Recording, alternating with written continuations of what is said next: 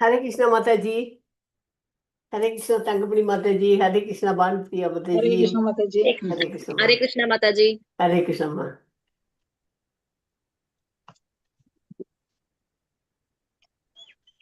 Live போயிட்டேன்.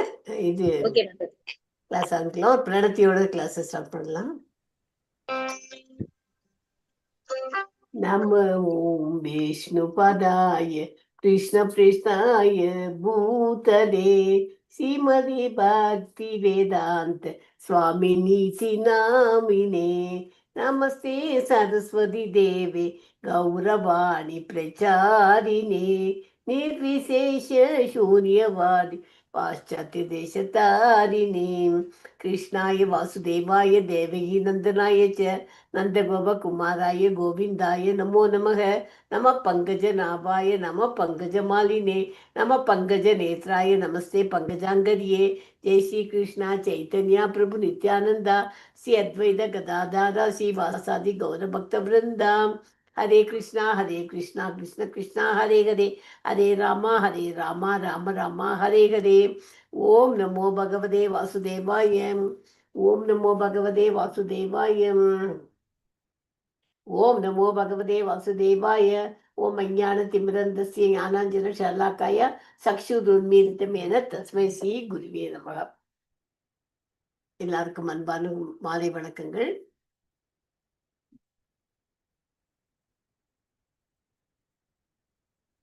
இன்னைக்கு வந்து நெக்ட் ஆஃப் டிவோஷன் 5வது சாப்டர் படிக்க போறோம். 5வது சாப்டர் என்ன? த பியூரிட்டி ஆஃப் டிவோஷனல் சர்வீஸ்ங்கிறது தான் இருக்கு. தூய பக்தி தொண்டின் பரிசுத்தம்.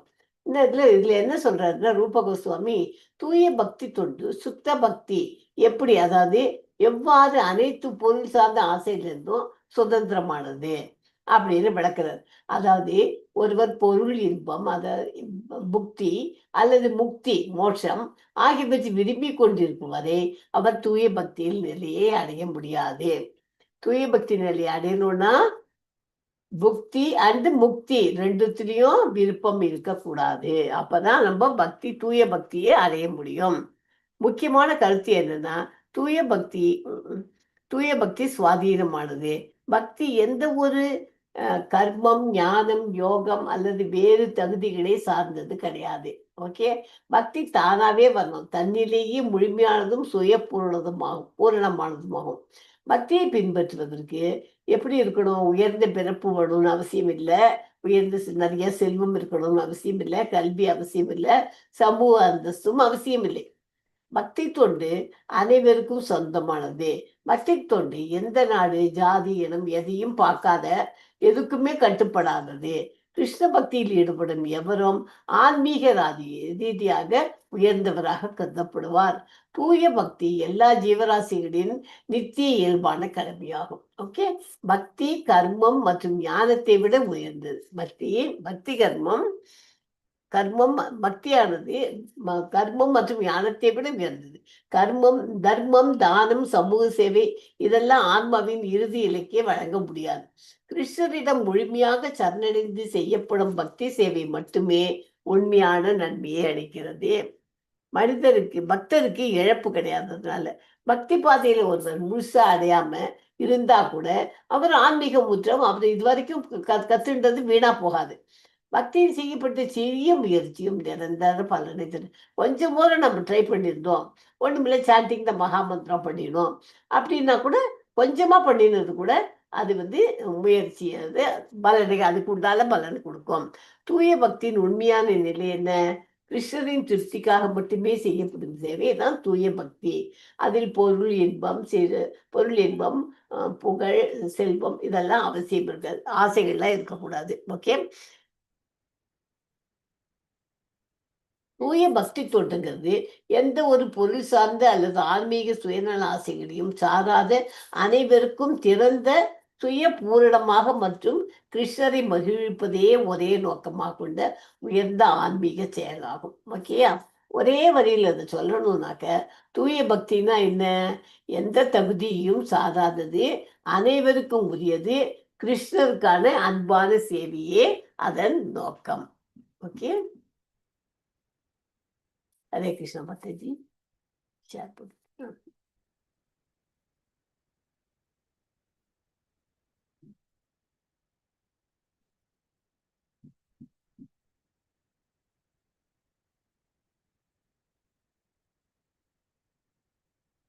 நீங்க படிக்கிறது சாப்டர் 5 பக்தி தொண்டின் தூய்மை. தூய்மைனா என்ன? ஒரு புக்தினா பொருள் இன்ப ஆசை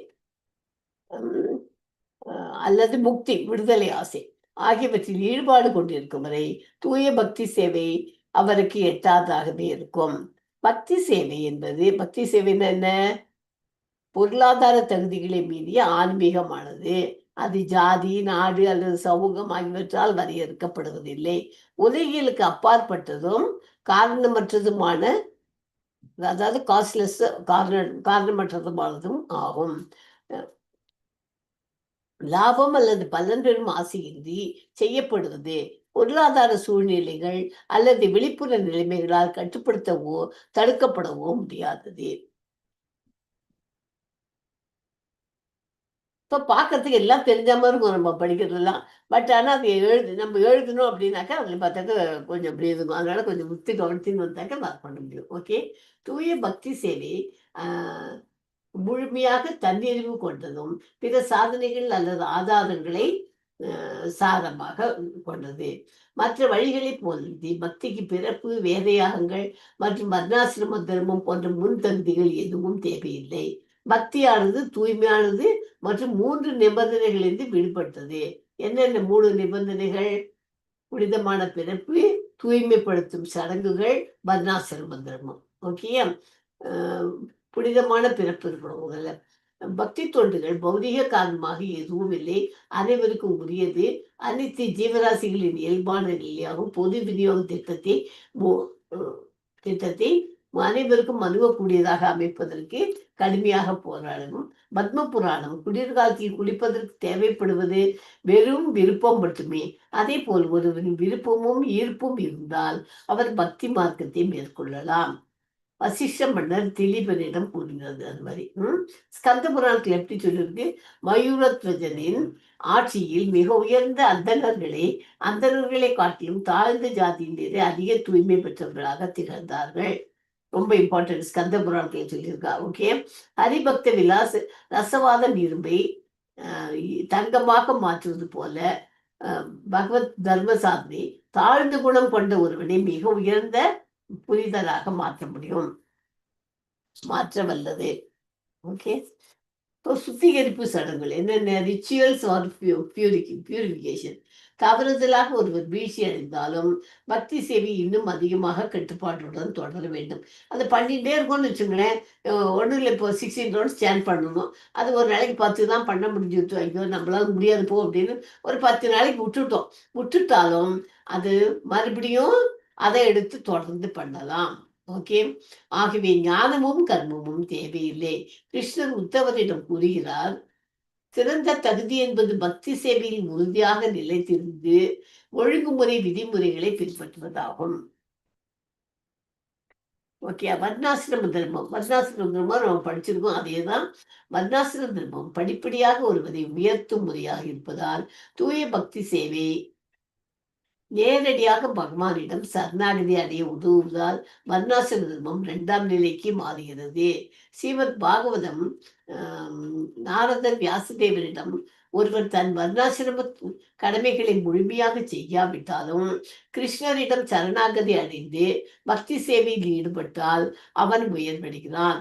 ஆனால் புத்தி இல்லாமல் தன் தொழில் மற்றும் சமூக கடமைகளை பூரணமாக செய்தாலும் அவனால் பரம இலக்கை அடைய முடியாது அப்படின்னு பாகவதத்துல சொல்லியிருக்கு இல்லையா? 1.5.17. ஓகே. ஒருவன் வர்ணாசிரம தர்மத்தில் முறையாக ஈடுபட்டிருந்தாலும் தூய பக்தி சேவையில் ஈடுபடவில்லை என்றால் அவன் தன் அரிய மனித பிறவியை வீணடிக்கிறான். கிருஷ்ணரிடம் உத்தவர் கூறுகிறார், வர்ணாசிரம தர்மத்தின் அனைத்து கடமைகளையும் துறந்து முழுமையாக என்னிடம் சரணடைபவன் உயர்ந்த தரமான மனிதன், முதல் தரமான பக்தன் ஆவான். ஓகேயா? அப்புறம் கர்பாஜன முனிவர் நிமி மகாராஜாவிடம் கூறுகிறார். என்ன சொல்றார்? என்னிடம் மட்டும் முழுமையாக சரணடை, நான் உன்னை எப்போதும் பாதுகாப்பேன். அகஸ்திய சம்ஹிதா முக்தி பெற்றவர்களுக்கு, விடுதலை அடைந்தவர்களுக்கு சுத்திகரிப்பு சடங்குகள் தேவையில்லை. அதே போல பகவான் ராமரிடம் தூய பக்தர்களுக்கும் அதே போலதான் பகவான் ராமரையும் தூய பக்தர்களுக்கும் அவை தேவையில்லை. ஒரு பக்தன் தற்செயலாக சாஸ்திரம் தடை செய்த செயல் ஒன்றை செய்தாலும் அதற்காக தனிப்பட்ட பிராயச்சித்த சடங்குகள் அவசியமில்லை. ஏனென்றால் பகவான் அவனது இதயத்தில் இருந்து கருணையுடன் அந்த தவறை சரி செய்து அவனை மீண்டும் சரியான பாதையில் நடத்துகிறார். ஓகே. அப்போ சாப்டர் 3 எப்படி படிச்சிருக்கோம்? பக்தி சேவையை ஏற்றுக்கொள்வதற்கான தகுதி, பக்தி சேவையை தொடங்குவதற்கான முன் நிபந்தனை ஈர்ப்பு பக்தரின் கருணையால் பெறப்படுகிறது. வைதி சாதனா பக்தி நம்பிக்கை மற்றும் வேதங்களை பற்றிய அறிவின் அளவை பொறுத்தது. கிருஷ்ணருக்கு சேவை செய்ய வேண்டும் என்று பிரத்யேக விருப்பத்தை கொண்டிருக்கும் போது ஒரு தூய வாழ்க்கையில் உடல் ரீதியாக கருத்தாக்கத்திலிருந்து விடுபடும் போது தூய பக்தி சேவையை மேற்கொள்ள தகுதி பெறுகிறார். அப்படின்னு சாப்டர் 3 பார்த்தோம் இல்லையா? சாப்டர் 4 என்ன? அத்தியாயம் 4 விடுதலை மற்றும் புலனாசி இல்லாத தூய பக்தி சேவை, மன நிறைவு, பக்தர்கள் பக்தி மற்றும் முக்திக்கான ஆசையிலிருந்து விடுபட்டுள்ளனர் என்ற கூற்றை ஆதரிக்கும் வகையில் கூடுதல் சான்றுகள் கொடுக்கப்பட்டுள்ளன. பிருந்தாவனத்தில் கிருஷ்ண பக்தர்கள் அனைத்து விடுதலைக்கான விருப்பத்தையும் வைகுண்டத்திற்கான தனிப்பட்ட விடுதலைக்கான விருப்பத்தையும் நிராகரிக்கின்றனர். ஓகே. இந்த அத்தியாயம் 5 இப்ப படிக்கிறது. தூய பக்தி சேவை என்பது தன்னிறைவு பெற்றது மற்றும் சுதந்திரமானது.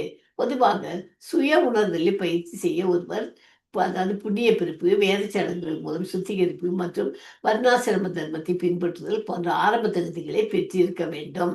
பக்தி என்பது மேற்கூறிய 3 முன் நிபந்தனைகளில் எதுவும் சார்ந்தது அல்ல. இதெல்லாம் தேவையில்லை பக்திங்கிறதுக்கு.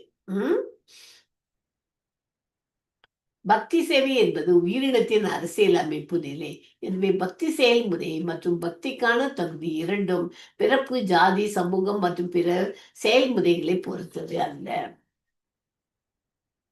ஓ, ஸ்மால் தரம். எஸ் மாதாஜி, படிங்க.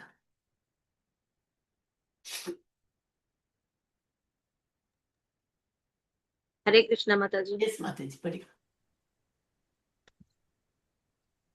பக்தி தொண்டின் தூய்மை. ஸ்ரீல ரூப கோஸ்வாமி தமது அரிய பெரிய விளக்கங்களில் முன்பு எடுத்துரைத்த அறிவுரைகள் அத்தனையும் இவ்வாறு சுருக்கி கூறலாம். ஒருவன் பௌதிக உலகியல் நாட்டமுடையவனாக அல்லது ஆன்மீக ஒளியில் ஒன்று கலக்கும் விருப்பமுடையவனாக இருக்கும் வரையில் அவனால் பக்தி தொண்டின் அதிகார எல்லைக்குள் வர முடியாது. அடுத்து ரூப கோஸ்வாமி அனைத்து உலகியற் கருத்துக்களுக்கும் அப்பாற்பட்டது பக்தி தொண்டு என்றும் அதனை ஒரு குறுகிய நாடு, இனம், மதம் அல்லது சூழ்நிலைகளுக்குள் அடக்கிவிட முடியாது என்றும் குறிப்பிடுகிறார். ஸ்ரீமத் பாகவதத்தில் பக்தி தொண்டு உன்னதமானதென்றும் அதற்கு காரணம் இல்லை என்றும் குறிப்பிடப்பட்டுள்ளது. பக்தி தொண்டு என்பது ஆதாயத்திற்கான நம்பிக்கை எதுவுமின்றி செய்யப்படுகின்றது. அதனால் அதனை எந்த ஒரு உலகிய சூழல்களாலும் தடுத்து நிறுத்திவிட முடியாது. எந்தவித பாகுபாடுமின்றி அது எல்லோருக்கும் திறந்து வைக்கப்பட்டிருக்கிறது. அது உயிர்களின் இயற்கையான சுதர்மம் ஆகும். இடைக்காலத்தில் பகவான் சைத்தன்யரின் அரும் பெருந்துணைவரான பகவான் நித்யானந்தர் பௌதிக உலகத்திலிருந்து மறைந்த பொழுது நித்யானந்தரின் மரபினர் என்று தங்களை கூறிக்கொண்ட ஒரு புரோகித கூட்டம் தங்களை கோஸ்வாமி இனத்தினர் என்று அழைத்து கொண்டது. மேலும் அவர்கள் நித்யானந்த வம்சம் எனப்படும் தங்கள் குறிப்பிட்ட பிரிவினருக்கு மட்டுமே பக்தி தொண்டினை பயிற்சிக்கவும் பரப்புவதற்கும் உரிமை உண்டு என்று கூறினர். கௌடிய வைணவ பாரம்பரியத்தை சேர்ந்த ஸ்ரீல பக்தி சித்தாந்த சரஸ்வதி தாகூர் அவர்களின் கருத்தினை முற்றிலும் சிதறடிக்கும் வரை அவர்கள் தங்கள் செயற்கை அதிகாரத்தை சில காலம் செலுத்தி வந்தனர். ஒரு குறிப்பிட்ட காலம் வரை இதற்காக கடுமையாக போராட வேண்டியிருந்தது. ஆயினும் இறுதியில் அப்போராட்டம் வெற்றி பெற்றது. இப்போது பக்தி தொண்டு ஒரு குறிப்பிட்ட பிரிவை சேர்ந்த மனிதர்களின் வரையறைக்குட்பட்டதல்லவென்று சரியாக நடைமுறை சாத்தியமாக நிலைநிறுத்தப்பட்டிருக்கிறது. இதை தவிர எவனொருவன் பக்தி தொண்டில் ஈடுபட்டிருக்கின்றானோ அவன் உயர் பிரிவான பிராமணரின் நிலையில் ஏற்கனவே இருப்பவனாக கருதப்படுகிறான். ஆகவே இந்த இயக்கத்தின் பொருட்டு ஸ்ரீல பக்தி சித்தாந்த சரஸ்வதி தாகூர் அவர்களின் போராட்டம் இறுதியில் வெற்றி பெற்றது.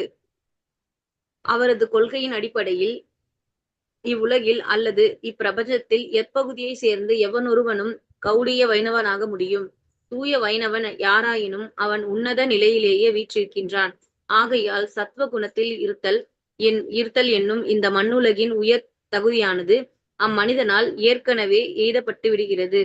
மேலை நாடுகளில் நமது கிருஷ்ண பக்தி இயக்கமானது நமது ஆன்மீக குருவான ஸ்ரீல பக்தி சித்தாந்த சரஸ்வதி கோஸ்வாமி பிரபுபாதர் அவர்களின் மேற்படி கூற்றினையே அடிப்படையாக கொண்டிருக்கிறது.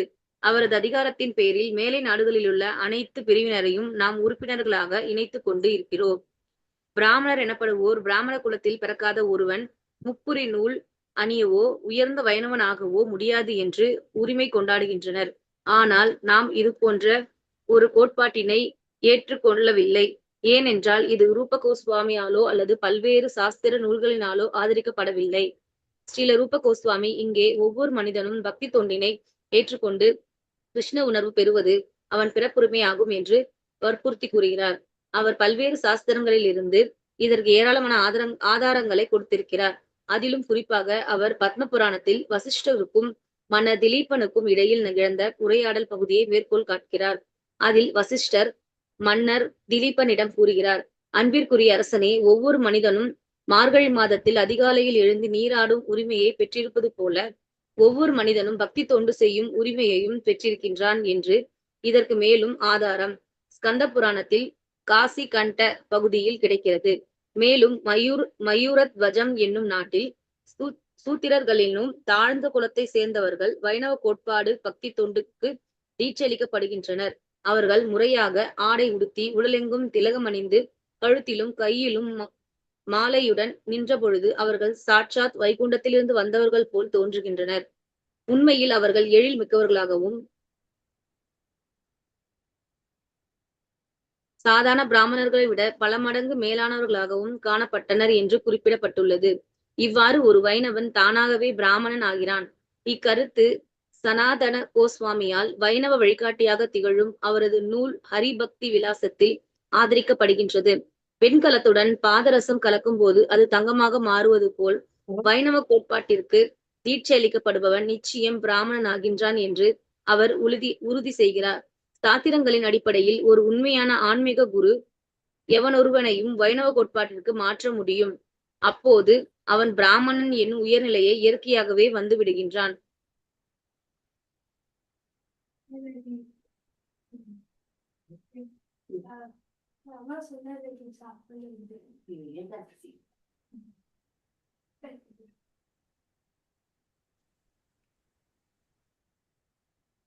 மாதாஜி ஒரு நிமிஷம், மாதாஜி வந்துட்டு.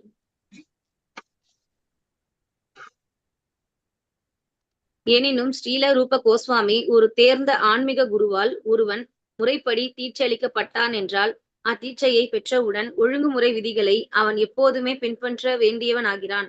ஆன்மீக குருவினை ஏற்றுக்கொண்டு தீட்சை பெற்ற பின்னர் ஒருவன் பக்தி தொண்டின் ஒழுங்குமுறை விதிகளை கடைபிடிக்கவில்லை என்றால் அவன் மீண்டும் வீழ்ச்சி அடைகிறான். ஒருவன் தான் கிருஷ்ணரின் உன்னத உடலின் ஒரு பாகம் என்றும் அப்படி பாகமாக இருக்கும் தான் முழுமை பெற்ற உடலுக்கு அல்லது கிருஷ்ணருக்கு தொண்டு செய்யும் கடமை உடையவன் என்றும் எண்ணுதல் வேண்டும். நாம் கிருஷ்ணருக்கு தொண்டு செய்யவில்லை என்றால் மீண்டும் வீழ்ச்சி அடைவோம்.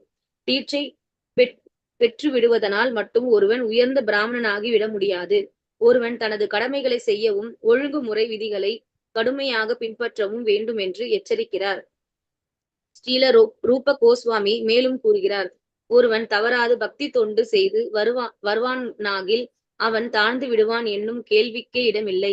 சூழ்நிலையின் காரணமாக ஒரு வைணவன் வீழ்ச்சி பெற நேர்ந்தால் என்றால் அவன் தன்னை தூய்மைப்படுத்திக் கொள்வதற்காக பிராயச்சித்த முயற்சி எதுவும் செய்ய தேவையில்லை. பக்தி தொண்டு நெறிகளில் இருந்து ஒருவன் வீழ்ந்து விட்டான் என்றால் அவன் தன்னை சீர் செய்து கொள்வதற்காக பிராயச்சித்தம் போன்ற பரிகாரங்களை செய்ய வேண்டிய அவசியம் இல்லை.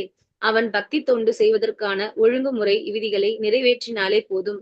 அதுவே அவனை மீண்டும் இணைத்துக் கொள்வதற்கு போதுமானதாகும். இதுவே வைணவ பக்தி கோட்பாட்டின் ரகசியமாகும். ஹரே கிருஷ்ணா மாதாஜி. யாராச்சும் படிக்கிறீங்களா மாதாஜி? தங்கமணி மாதாஜி. எஸ் மாதாஜி. படிங்க. நடைமுறையில் ஒருவன் தன்னை ஆன்மீக உணர்வு நிலைக்கு உயர்த்தி கொள்ள 3 வழிமுறைகள் இருக்கின்றன. இம்முறைகள் கர்மம், ஞானம், பக்தி எனப்படும். சமய சடங்குகளை செய்தல் கர்மம் ஆகும். கற்பனா யூகங்கள் ஞானம் ஆகும். பகவானுக்குரிய பக்தி தொண்டு என்னும் பக்தியினை மேற்கொண்டவன் கர்மம் மற்றும் ஞானத்தினை மேற்கொள்ள தேவையில்லை.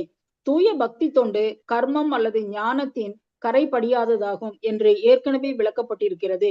பக்தியின் மீது தத்துவார்த்த யூகங்கள் அல்லது சமய சடங்குகளின் கரை படியக்கூடாது.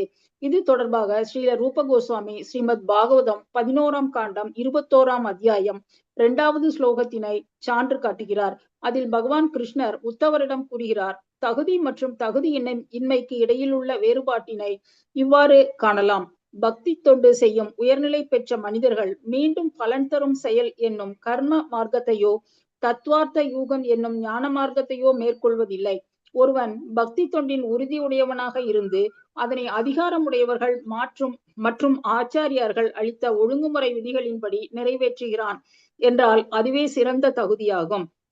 பகவானின் இக்கூற்று ஸ்ரீமத் பாகவதம் 1 காண்டம் 5வது அத்தியாயம் 17வது ஸ்லோகத்தில் ஆதரிக்கப்படுகிறது. அதில் நாரத முனிவர் வியாசதேவருக்கு இவ்வாறு அறிவுறுத்துகிறார், ஒருவன் தனது சுதர்மத்தை நிறைவேற்றுவதில்லை, ஆனால் ஸ்ரீ கிருஷ்ணரின் தாமரை திருவடிகளை சரணடைகிறான் என்றால் அவன் தவறிழைத்தவனாக மாட்டான். எல்லா சூழ்நிலைகளிலும் அவனது நிலை பாதுகாக்கப்படுகிறது. அவன் பக்தி தொண்டு செய்யும் போது சில தீய தொடர்புகளினால் கீழே விழுந்து விட்டாலோ அல்லது அகால மரணமடைந்து அவன் பக்தி தொண்டினை முழுமையாக செய்யாவிட்டாலோ அதனால் அவனுக்கு இழப்பு ஏதும் ஏற்படுவதில்லை. எனினும் ஒருவன் கிருஷ்ண உணர்வின்றி தான் சார்ந்திருக்கும் வர்ணம் மற்றும் ஆசிரமத்துக்கு ஏற்ப தனது சுதர்மத்தினை நிறைவேற்றினான் என்றால் நடைமுறையில் அவன் மனித வாழ்வின் உண்மை நலனை அடைவதில்லை. அதாவது உலகியல் மாசுக்களிலிருந்து இவ்வழிமுறை நம்மை விடுவிக்க உதவாது என்பதை அறியாது புலனுகர்ச்சி செயல்களில் தம்மை மறந்து ஈடுபட்டிருக்கும் அனைவரும் பிறப்பு இறப்பு சுழற்சியில் மீண்டும் மீண்டும் சிக்கிக் கொள்கின்றனர். ஸ்ரீமத் பாகவதம் 5ஆம் காண்டத்தில் இது மிக தெளிவாக ரிஷபதேவரால் அவரது மைந்தர்களுக்கு அறிவுறுத்தப்படுகிறது. அவர் பலன் தரும் செயல்களில் ஈடுபடுவோர் தொடர்ந்து பிறப்பு இறப்பு சுழற்சியில் சிக்கிக் கொள்கின்றனர். வாசுதேவரின் மீதான அன்பில் அவர்கள் வளர்ச்சி பெறாதவரை ஜட இயற்கையின் கடுமையான விதிகளில் இருந்து அவர்கள் வெளியேறுவது என்ற கேள்விக்கே இடமில்லை என்று கூறுகிறார். அதனால் எவனொருவன் தனது சாதி மற்றும் ஆசிரமத்துக்குரிய சுதர்மத்தினை செய்து கொண்டு முழுமுதற் கடவுள் வாசுதேவரின் மீதான அன்பில் வளர்ச்சி பெறாதவனாக இருக்கின்றானோ அவன் தனது மானுட வாழ்க்கையை நாசமாக்கிவிட்டான் என்பதை அறிதல் வேண்டும்.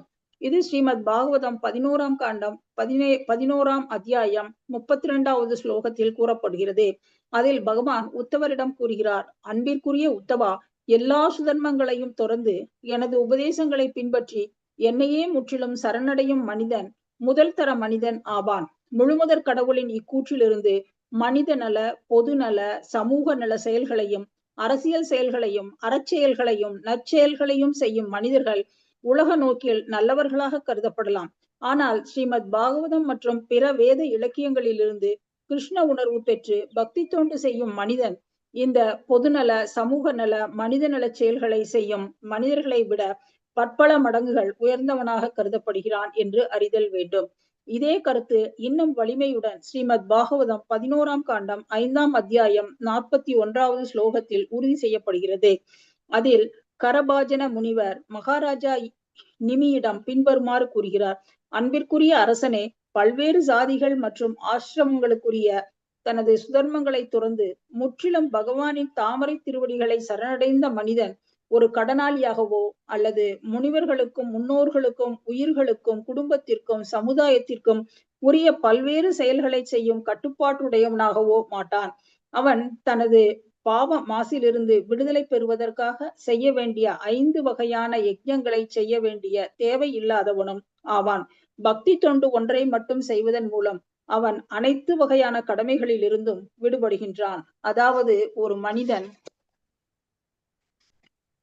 பிறந்த உடனேயே பல பேருக்கும் மகா முனிவர்களுக்கும் கடமைப்பட்டவனாகிறான். ஏனென்றால் அவர்களின் அதிகாரபூர்வமான இலக்கியங்களையும் நூல்களையும் அவன் கற்கிறான். சான்றாக வியாசதேவரின் நூல்களினால் நாம் பயனடைகிறோம். அவர் நமக்கு எல்லா வேதங்களையும் தொகுத்து கொடுத்திருக்கிறார். அவருக்கு முன்பு வேத இலக்கியங்கள் செவியினால் கேட்கப்பட்டன. சீடர்கள் வேத மந்திரங்களை பார்த்து படிக்காமல் செவிகளின் வழியே கேட்டு கற்றனர். பிற்காலத்தில் வியாசர் வேதங்களை எழுத்தில் வடிப்பது நலம் என்று கருதினார். ஏனென்றால் இந்த யுகத்தில் மக்கள் குறைந்த நினைவாற்றல் உடையவர்களாகவும் ஆன்மீக குருவின் அனைத்து உபதேசங்களையும் மனதில் தக்க வைத்துக் கொள்ள இயலாதவர்களாகவும் இருக்கின்றனர். ஆகையால் அவர் அனைத்து வேத ஞானங்களையும் புராணங்கள், வேதாந்தம், மகாபாரதம், ஸ்ரீமத் பாகவதம் என்னும் நூல்களாக வடித்து கொடுத்தார். அதுபோல சங்கராச்சாரியார், கௌதம முனிவர், நாரத முனிவர் போன்ற மகான்களுக்கும் நாம் கடமைப்பட்டவர்களாக இருக்கிறோம். காரணம், அவர்களின் ஞானத்தினால் நாம் பயன் பெறுகிறோம். மேலும் நாம் நமது பித்ருக்களுக்கும் கடன்பட்டிருக்கிறோம். ஏனென்றால் நாம் ஒரு குறிப்பிட்ட குடும்பத்தில் பிறப்பதற்கும் அதன் சொத்துக்களை அனுபவிப்பதற்கும் அவர்களே காரணமாவர். ஆகையால் நாம் அவர்களுக்கு கடமைப்பட்டவர்களாகவும் அவர்கள் மரித்த பிறகு அவர்களுக்கு நீத்தார் கடன் செய்ய வேண்டியவர்களாகவும் இருக்கின்றோம். அதுபோல் பொதுமக்களுக்கும் நமது உறவினர்களுக்கும் நண்பர்களுக்கும் ஏன் பசு, நாய் போன்ற மிருகங்களுக்கும் கூட நாம் கடமைப்பட்டிருக்கிறோம். ஏனென்றால் அவையும் கூட நமக்கு அரிய பணி செய்கிறது.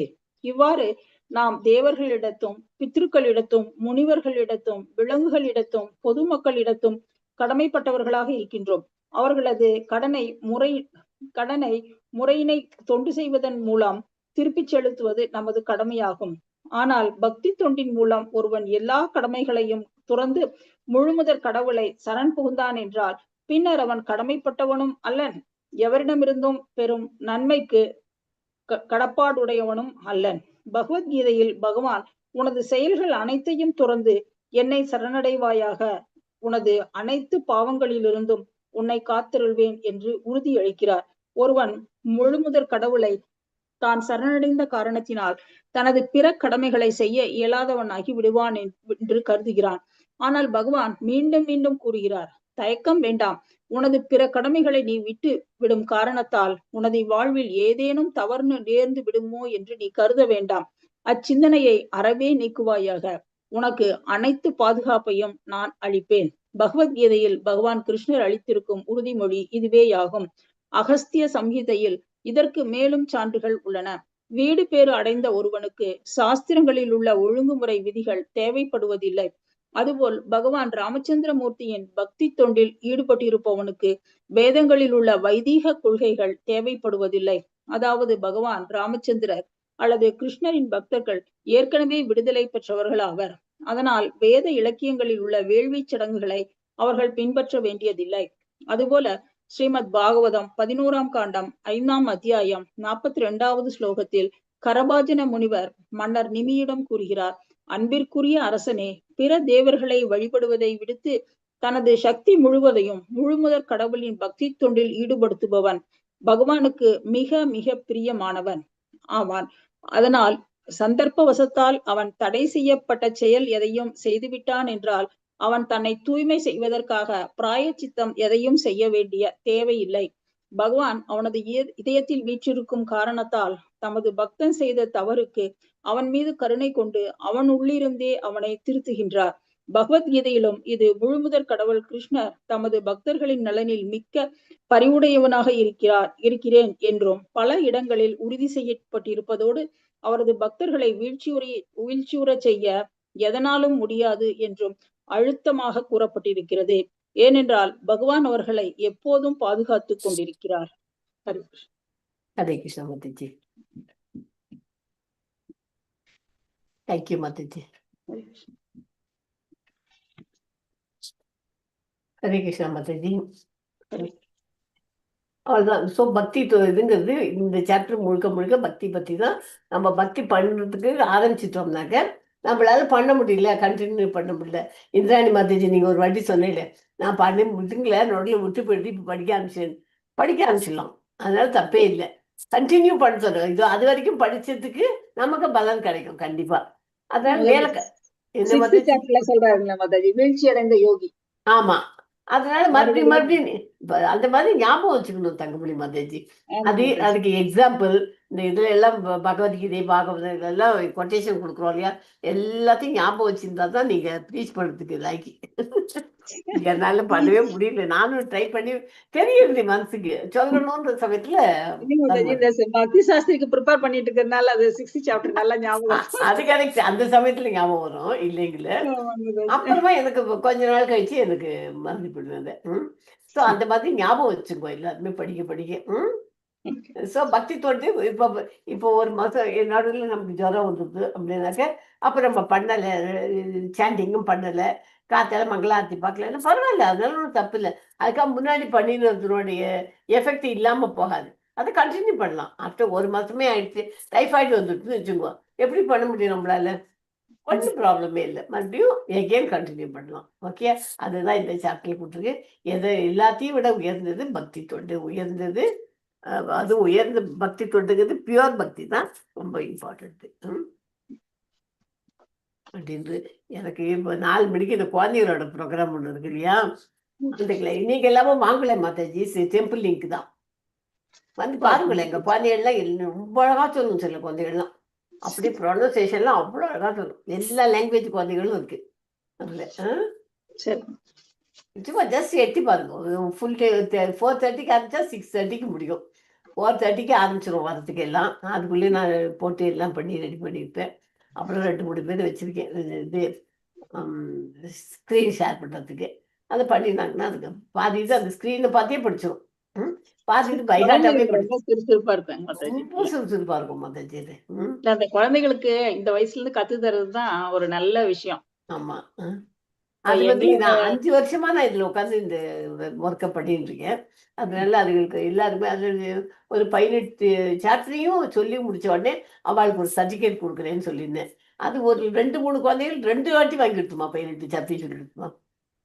ரொம்ப சுறுசுறுப்பா இருக்கு. நல்லா அவங்கள சரியான வழியில நம்ம வழி நடத்தி கொண்டு போனோம்னாக்கா அவங்க வந்து ரொம்ப நல்லா வருவாங்க மாதாஜி. அவங்களுக்கு அதை கொண்டு போறதுதான் ரொம்ப முக்கியம். நீங்க சொன்னா நம்ப மாட்டீங்க, தமிழ் டிபார்ட்மெண்ட்ல நான் கிட்ஸ் செக்ஷன் பார்த்துட்டு இருந்தேன்.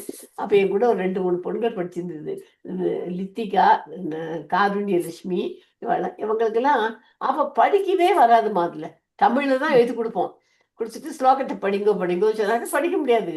கமலா மாதாஜி தான் ட்ரைனிங் கொடுப்பாங்க அவங்களுக்குலாம். நாங்கள் எல்லாம் உட்காந்து படிக்கும். அப்படியும் லித்திகா வந்து ஒரு மாதிரி தப்பா படிப்போம். அப்புறம் கமலா மாதாஜி விளங்க ரெக்கார்ட் பண்ணி அவங்களோட மெசேஜ் அனுப்பிச்சு இதை மாதிரி பண்ணுவோம் அப்படின்வாங்க. ஸோ அதை பார்த்து பண்ணிடுச்சு. அப்போல்லாம் தப்பு இங்கே இதில் வந்து ஏகாதசி சாண்டிங்கில் வந்து தப்பாக தான் பண்ண ஆரம்பிச்சாங்க. அப்புறம் போக போக இப்போ வந்து பாருங்க அது ரெண்டுத்தையும் எப்படின்னா அவங்க அந்த ஸ்க்ரீனை பார்த்தே படிக்கிறாங்கம்மா. இங்கிலீஷில் இருக்கிறது வச்சுட்டு இப்போ பெருசாயிட்டாங்க இல்லையா 2 பேரும். நிறைய குழந்தைங்க அது மாதிரி லித்திகான்னு இன்னொன்று லக்ஷிதான்னு ஒன்று இருக்கும். நான் சொல்றது லக்ஷிதான்னு ஒன்று இருக்கும் 3வது குழந்தை. அந்த குழந்தை அந்த காலத்துலேருந்தே 18வது சாப்டர் ஃபுல் சாப்டரையும் சொல்லிடுமா. 78 கிளாக்காவும் சொல்லிடும்.